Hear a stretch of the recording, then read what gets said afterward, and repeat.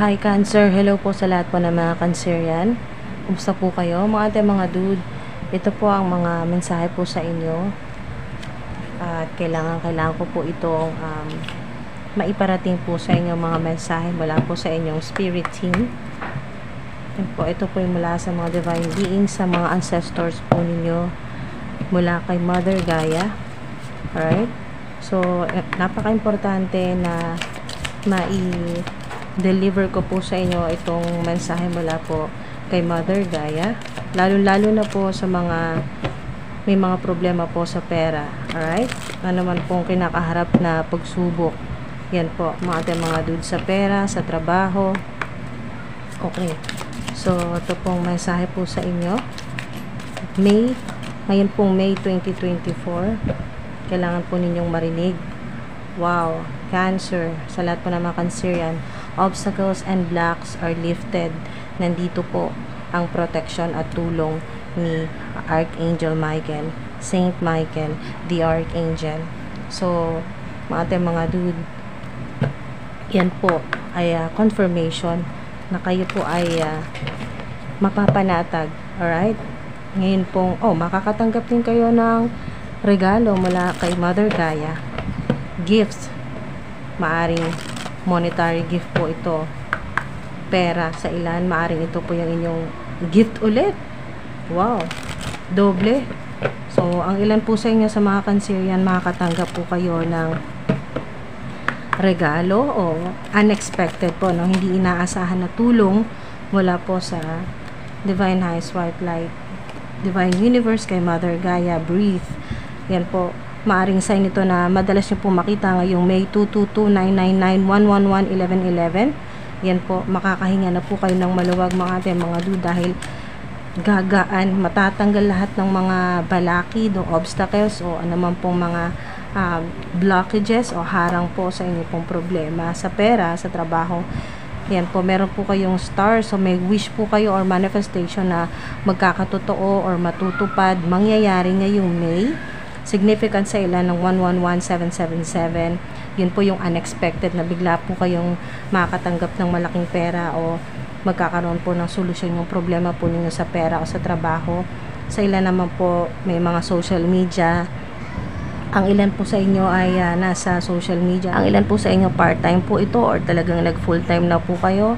Sa ilan na mga nasa ang ilan po sa inyo mga nasa spotlight dahil po ito ay star, the fates. So, tadhana po talaga ng ilan po sa inyo na kayo po ay malinya. Okay, so mga dude, na kayo po ay sumikat, mag-viral, o kaya po ay maging matagumpay po sa social media, sa internet, maging kilala at maka-impluwensya, maging gabay ng maraming tao, bigger scale mga dude, at magbigay ng inspirasyon. Star po kayo, at ito po ay tadhana nyo talaga mga dude, sa ilan na mga public influencer po.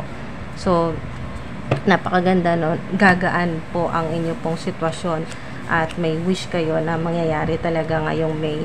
So, mensahe po sa inyo ng inyong mga ancestor, kailangan yung marinig ngayong May. Wow, napakarami, pero hindi natin yan i-skip.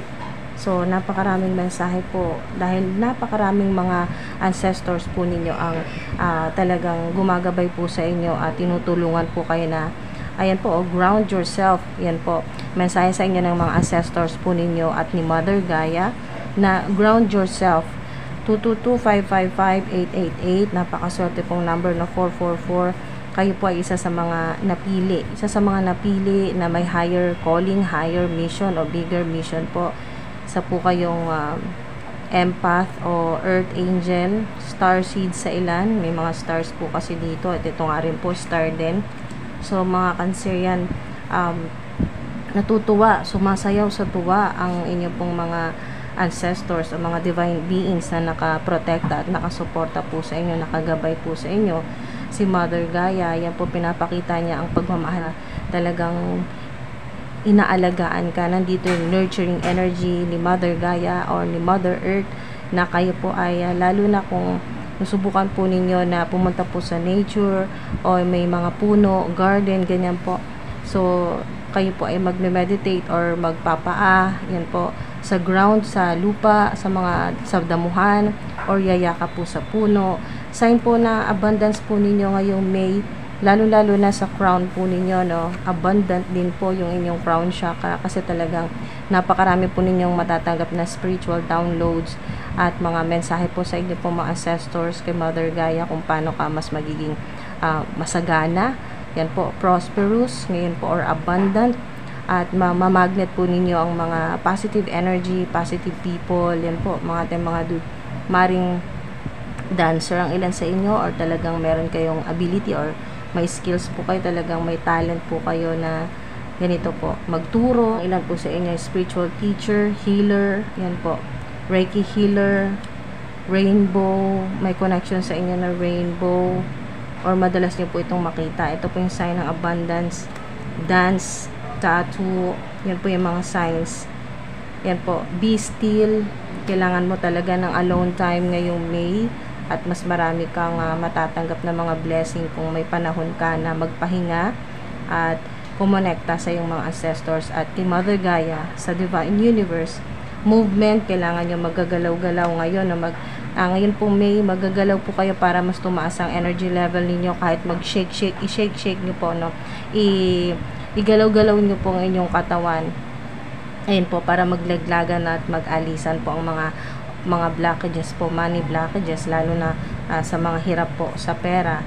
So, journal din po, dream journal, kung ang ilan po sa inyo ay nananaginip po ng mga ganyan po, no? Vivid dreams, prophetic dreams, napaka-importante na kayo po ay pag nanaginip po kayo ay isulat nyo po yan, dream journal, o pwede po ito yung journal po ninyo na pang manifest. Yan po yung inyo pong scripting, yung pagsusulat po ninyo.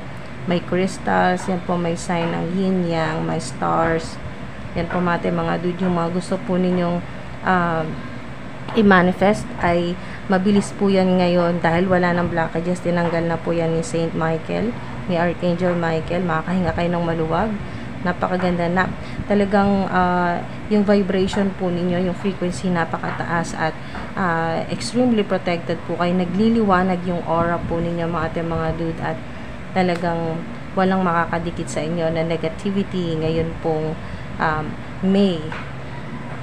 Wow, napakaganda po niyan mga dude. Sana po ay kahit paano ay may nakuha po kayo dito sa mga mensahe po sa inyo ng infinite source, ng mga divine beings, ng mga ancestors po ninyo, ni Mother Gaia. Napakaganda po, mahal na mahal po kayo ni Mother Gaia.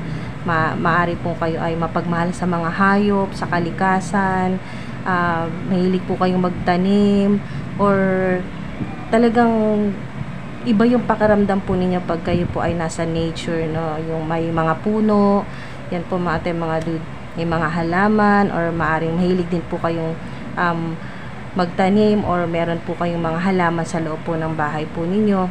Yung mga totoong halaman, hindi po yung mga plastic na halaman, no? Totoong halaman po, or mga ang ilan po sa inyo may mga tanim din po kayong mga gulay-gulay, yan po sa backyard po ninyo.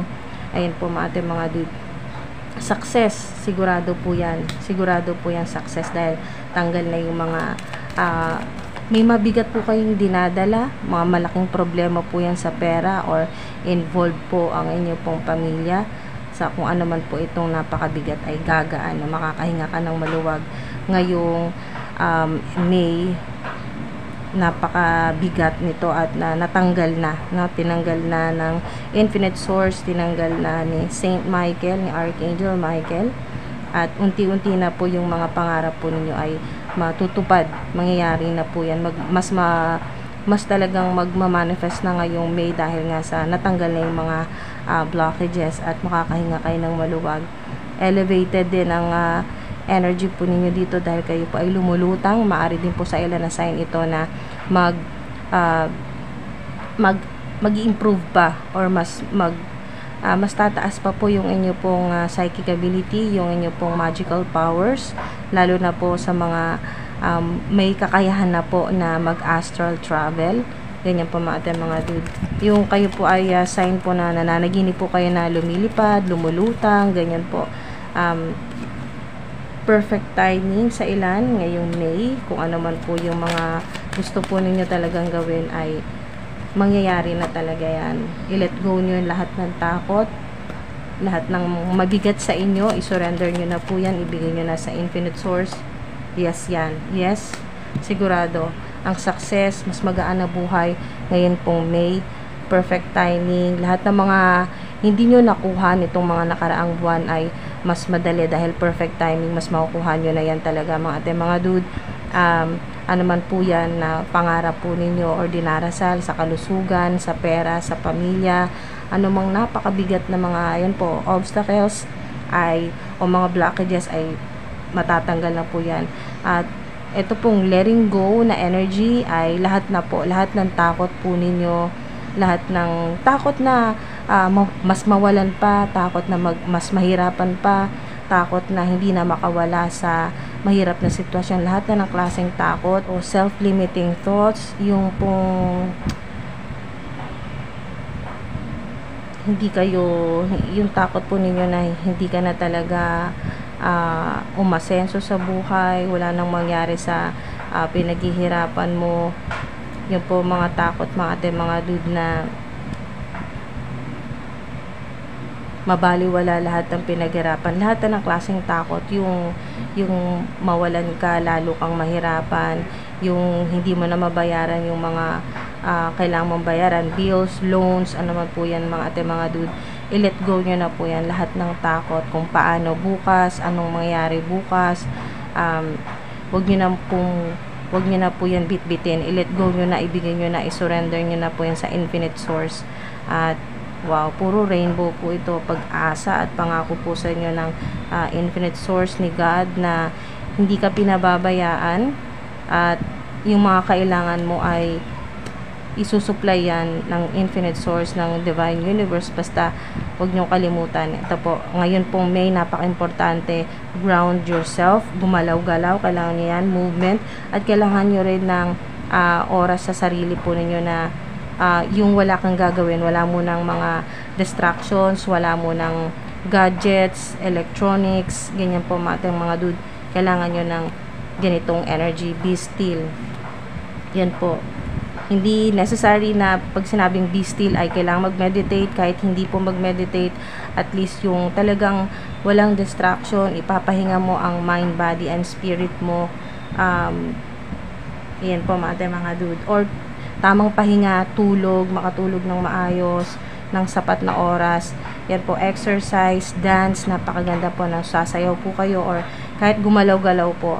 Yan po, sa mga pilosopo na nagko-comment na paano kung parehong kaliwa pa, paano kung hindi marunong sumayaw, it doesn't matter. May talent ka man sumayaw or hindi, at least gumalaw-galaw ka. Yung movement mo ay iisipin po ninyo na iyon ay healing at pagkonekta po ninyo sa infinite source kay God, mga dude. Yung kahit sumayaw ka na wala namang nakakakita sa'yo, si God lang ang nakakakita sa'yo, hindi ka huhusgahan ni God, ng infinite source. Kung pareho mang kaliwa ang mga paa mo o hindi ka talaga marunong sumayaw, kung wala ka talagang talent sumayaw, no judgment. Lalong-lalo na si God, hindi ka niya huhusgahan.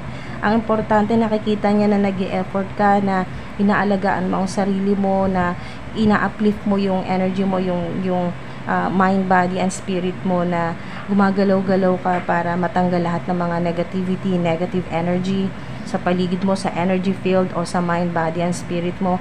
Tanggal lahat yan, gagaan ang pakiramdam, gagaan ang paghinga po ninyo mga dude.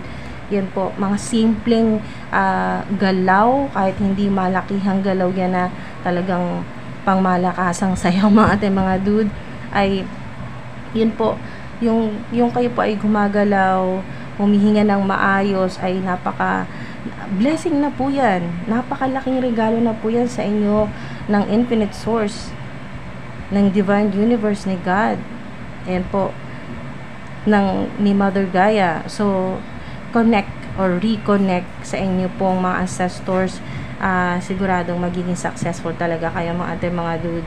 Yan po, tamang balanse kung kailan ka magpapahinga at kung kailan ka gagalaw, kung kailan ka kailangan mag-focus sa ginagawa mo, kung kailan kailangan talagang walang distractions.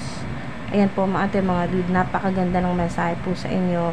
At sigurado po yan, yes yan, confirmation itong yes dito sa success po ninyo, dahil ito po yung talagang gusto po ninyong malaman. Yan po yung tanong po ninyo sa Infinite Source, na ano man yung ginagawa po ninyo or plano po ninyong gawin, magiging successful ba? Yes, magiging matagumpay. Alright, so sana po ay naabutan nyo po dito hanggang sa dulo at sinamahan nyo po ako. Mga dude, nagpapasalamat po ako sa oras at sa divine energy po ninyo. Maraming salamat po sa patuloy po ninyo support, mga dude. Ingat po kayo palagi. Thank you po.